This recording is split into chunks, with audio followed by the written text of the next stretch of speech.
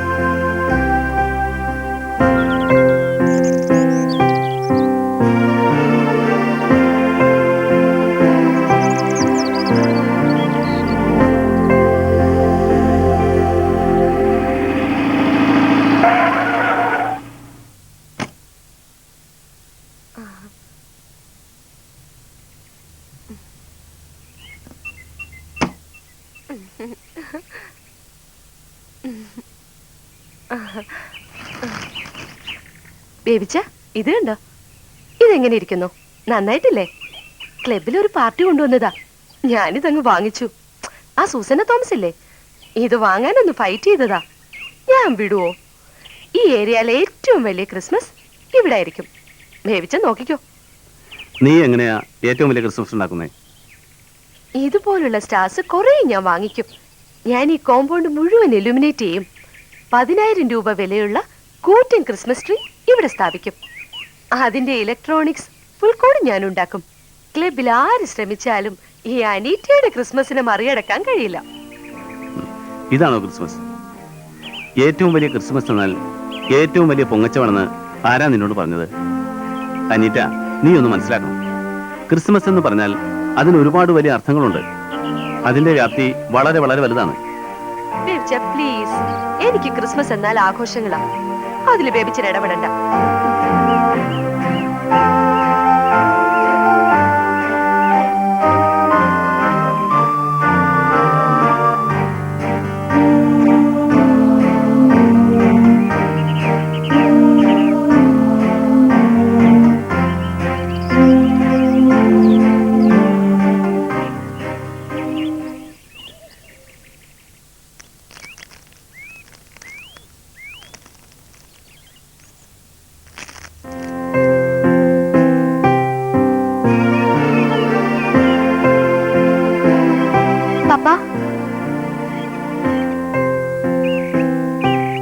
ലോകത്തൊന്നുമല്ലേ?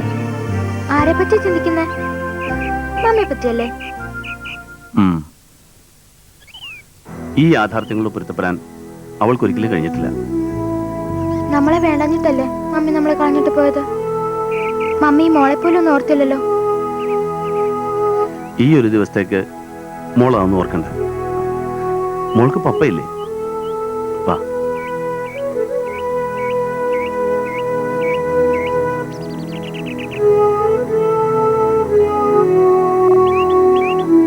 ആഹാ, നന്നായിട്ടുണ്ടല്ലോ. മോളി എന്ന് ആ പുൽക്കൂട് വരുന്ന ശരിയാക്ക്. ചെല്ലേ.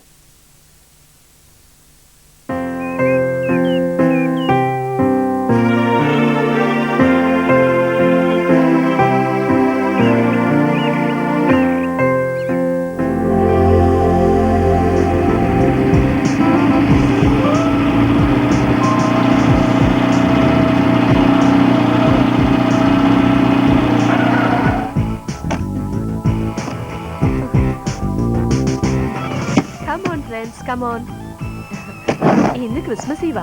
ഇന്നത്തെ ക്രിസ്മസ് നമുക്ക് ഇവിടെ ആഘോഷിക്കാം. അച്ഛന് കുഴപ്പമൊന്നുമില്ലല്ലോ.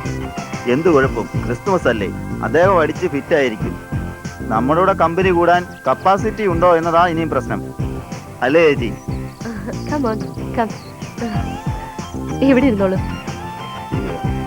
ഞാൻ ഹസിനെ കൂട്ടി ഇപ്പൊ വരാം.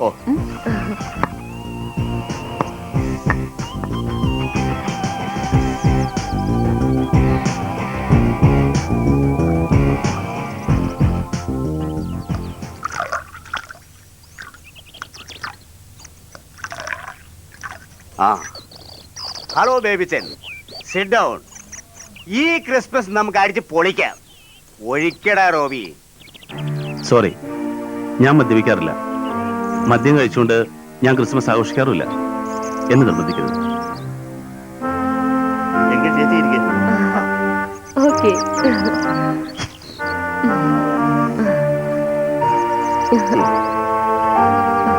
നിങ്ങൾ കഴിക്കേ.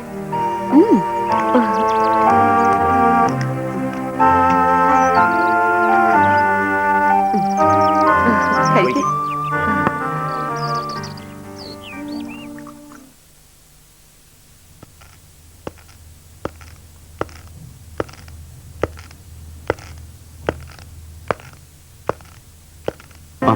താനിത് എവിടെ ആടൂ? ജീപ്പിന്റെ ശബ്ദം കേട്ട് പോലും താൻ അറിഞ്ഞില്ലേ? ഞാൻ ശ്രദ്ധിച്ചില്ല. തന്നെയല്ല, തന്നെയോട്ട് കാണാറില്ലല്ലോ. സീസൺ അല്ലേ, തിരക്കോട് തിരക്കാ. ഏത് സീസൺ വന്നാലും ഞങ്ങൾ പോലീസുകാർക്ക് തിരക്കാ. ഏത് ആഘോഷമായാലും പ്രധാന റോൾ മദ്യത്തിനാ, അതിന്റെ അവസാന അക്രമത്തിലും.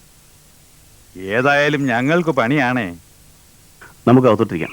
വേണ്ടാടൂ, ഈ കാറ്റും കൊണ്ട് ഇവിടെ നിൽക്കാം. അല്ലെങ്കിൽ വാ, അല്പം നടക്കാം.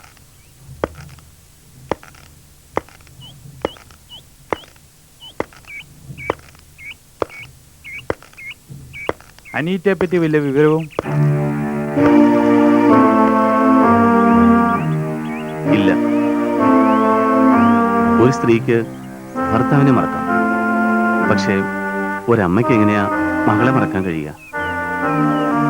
ഏത് സാഹചര്യത്തിലാവൽ എന്ന് പെട്ടെന്ന് അറിയില്ല. ഒരു പക്ഷേ തിരിച്ചു വരാൻ പറ്റാത്ത സാഹചര്യത്തിലും ആകാം. ഞാൻ നേരത്തെ പറഞ്ഞ കാര്യം വീണ്ടും പറയാം. ഒരു പെറ്റീഷൻ എഴുതി ലോക്കൽ പോലീസിന് നൽകണം. അതിന് അവൾ മിസ്സിംഗ് അല്ലല്ലോ. ഭർത്താവിനെയും മകളെ ഉപേക്ഷിച്ച് ഇഷ്ടമുള്ളവരത്തോട് പോയതല്ലേ. തനിക്ക് നിർബന്ധമാണെങ്കിൽ ഞാനൊരു പെറ്റീഷൻ തരാം. ബാക്കി കാര്യം ഞാൻ ഏറ്റു. ഇപ്പോഴത്തെ അവസ്ഥ അറിയാമല്ലോ. ആ, മോളെന്തിയേ? അവളെ ഞാൻ കണ്ടിട്ട് ഞാനങ്ങ് ഇറങ്ങാം. ഓക്കെ.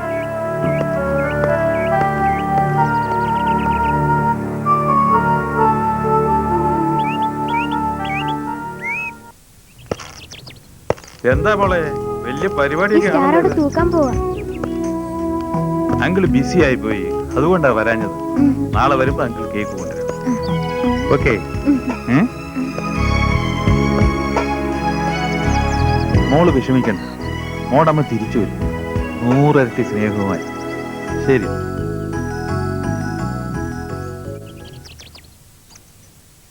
പക്ഷേ അവൾ എവിടെ?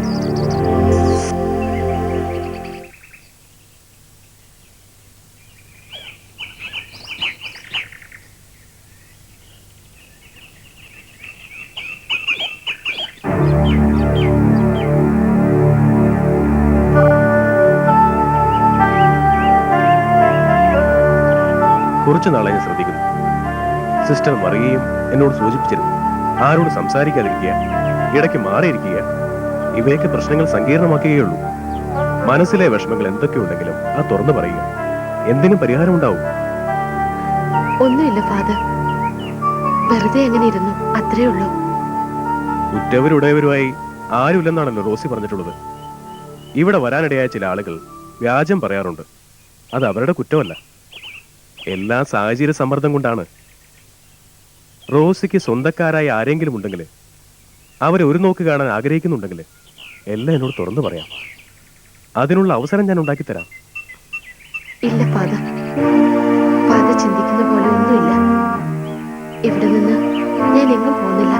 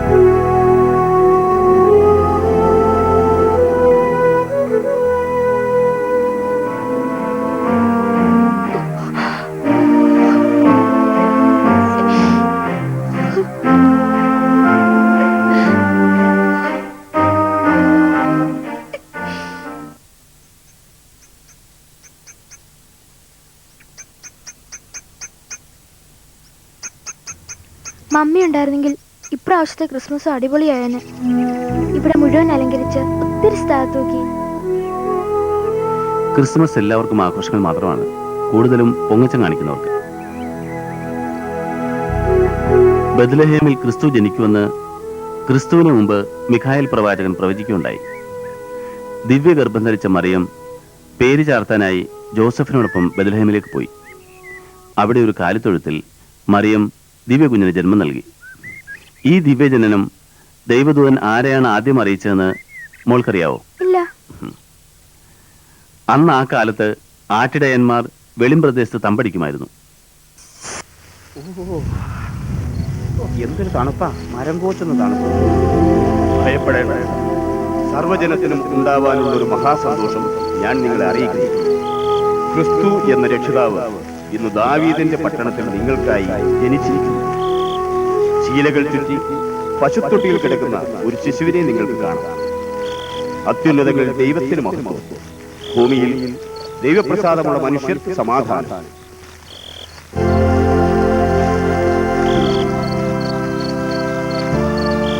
ബേത്ലഹേം വിവിധ പ്രഭുക്കന്മാരിൽ ചെറുതല്ലെന്നും ഇസ്രായേലിനെ മേയ്പ്പാനുള്ള തലവൻ ബേത്ലഹേമിൽ നിന്ന് പുറപ്പെട്ടു വരുമെന്നുള്ള മീകാ പ്രവചനം നാം കേട്ടിട്ടില്ലേ?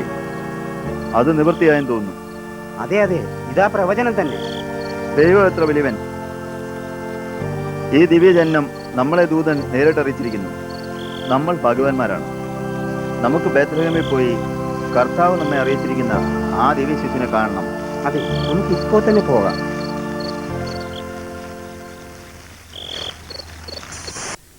പാപമോചനത്തിനും ലോക സമാധാനത്തിനും വേണ്ടിയാണ് ക്രിസ്തു. ക്രിസ്മസ് സമാധാനത്തിന്റെ സന്ദേശമാണ്.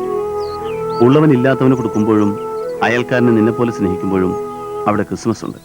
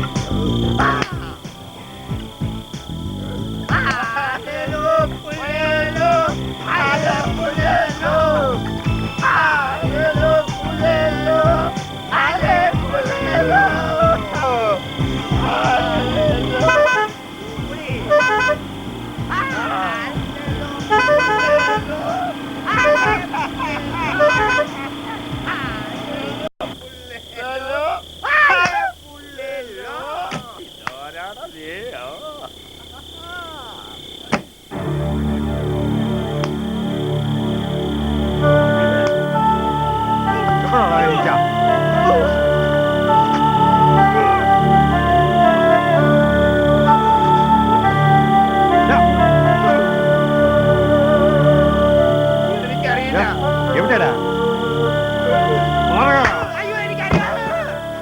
എന്ന് പറയടാ. അനിറ്റ് എവിടെയാണോ വിളിച്ചിട്ടേ?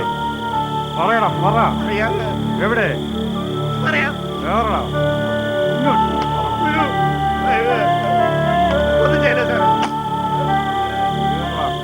അയ്യോ, ഗ്രീൻ വാലി ആശ്രമത്തിന് മുമ്പിൽ കൊണ്ടിട്ടായിരുന്നു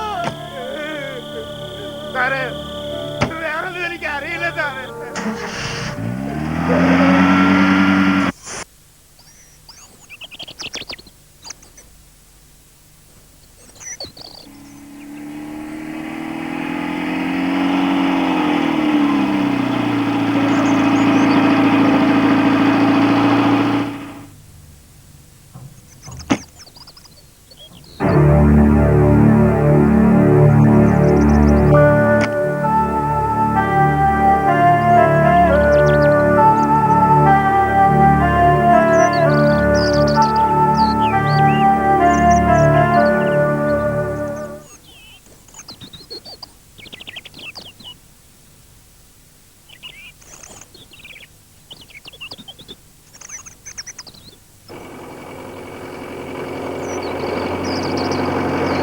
morning father. Good morning. Excuse me, എനിക്ക് മനസ്സിലായില്ല. ടോം ജോസഫ്, ഡിവൈഎസ്പിയ. ഇവിടെ അനീറ്റ എന്നൊരു യുവതിയുണ്ടോ? കഴിഞ്ഞ ക്രിസ്തുമസിന് മിസ്സായതാ. ഇല്ല, അങ്ങനെ ഒരാളിവിടെ ഇല്ല. ഇതച്ഛനറിയോ? ഇത് റോസിലിയാ, അനീറ്റയല്ല. റോസിലി 6 മാസമായിട്ട് ഇവിടെയുണ്ട്. ഇവിടെ എത്തിയത് എങ്ങനെയാണെന്നറിയാമോ? ഗേറ്റിന് മുമ്പിൽ ആരോ കൂടെ നിട്ടതാണ്. രാവിലെ അന്തേവാസികൾ ആരോ കണ്ടു. വളരെ അവശ നിലയിലായിരുന്നു. വലതുകാലം ഇടതുകൈയും ഒടിഞ്ഞിരുന്നു. മർദ്ദനത്തിന്റെ അനേകം പാടുകളും ഉണ്ടായിരുന്നു. വളരെ കാലത്തെ ട്രീറ്റ്മെന്റിന് ശേഷമാണ് പഴയ ആരോഗ്യം തിരിച്ചു കിട്ടിയത്. ഞാൻ വന്ന വിവരം തൽക്കാലം അച്ഛൻ അനീറ്റെ അറിയിക്കണ്ട. ഭർത്താവിനെയും മകളെയും കൂട്ടി ഞാൻ വരാം. ഓക്കെ? വളരെ നല്ലത്. ഉറ്റവരുടയവരും ഇല്ലെന്ന് പറഞ്ഞപ്പോഴേ അത് കള്ളമാണെന്ന് എനിക്കറിയാമായിരുന്നു. ഈ കൂടിക്കാഴ്ച രഹസ്യമായിരിക്കും. പോയി വരും. Thank you father.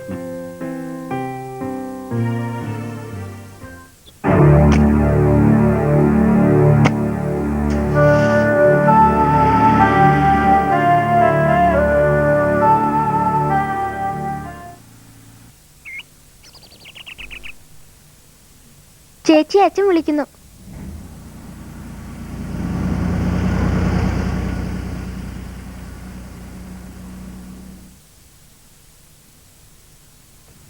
അമ്മേ, മോളെ, എന്റെ മോളെ. അമ്മേ, മോളെ.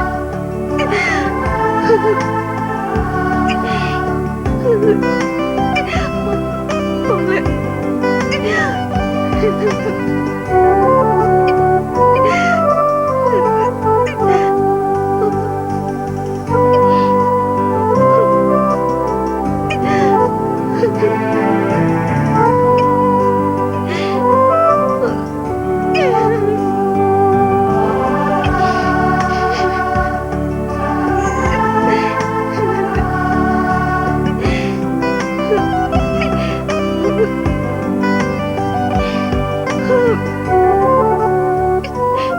എന്നോട് ക്ഷമിക്ക. പൊറുക്കാനാവാത്ത ഒത്തിരി തെറ്റുകൾ ഞാൻ ചെയ്തു. സാരമില്ല. ഇത്രയും കാലമായിട്ടും നിനക്ക് എന്നെ അറിയില്ലേ? ഇന്ന് ക്രിസ്മസ് ആണ്. ഇന്ന് തന്നെ നിന്നെ കാണാൻ കഴിഞ്ഞല്ലോ. എന്നെയും മോളെയും സംബന്ധിച്ച് ഇതാണ് ഞങ്ങളുടെ ഏറ്റവും വലിയ ക്രിസ്മസ്. അതെ, ക്രിസ്മസ് സമാധാനത്തിന്റെയും സന്തോഷത്തിന്റെയുമാണ്. സന്തോഷത്തോടെ മടങ്ങുക. ഇല്ല, ഞാൻ എങ്ങോട്ടും ഇല്ല. ഒരു വേലക്കാരിയായി ഇവിടെ കഴിഞ്ഞുള്ള അങ്ങോട്ട് വരാനുള്ള യോഗ്യത എനിക്കില്ല.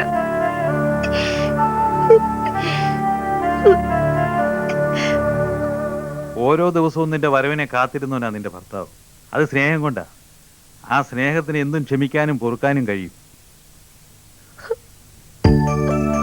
കർത്താവ് നിങ്ങൾ അനുഗ്രഹിക്കട്ടെ. ഈ സന്തോഷം, ക്രിസ്തുമസിന്റെ സന്തോഷം നമുക്ക് ഒരുമിച്ച് ആഘോഷിക്കാം.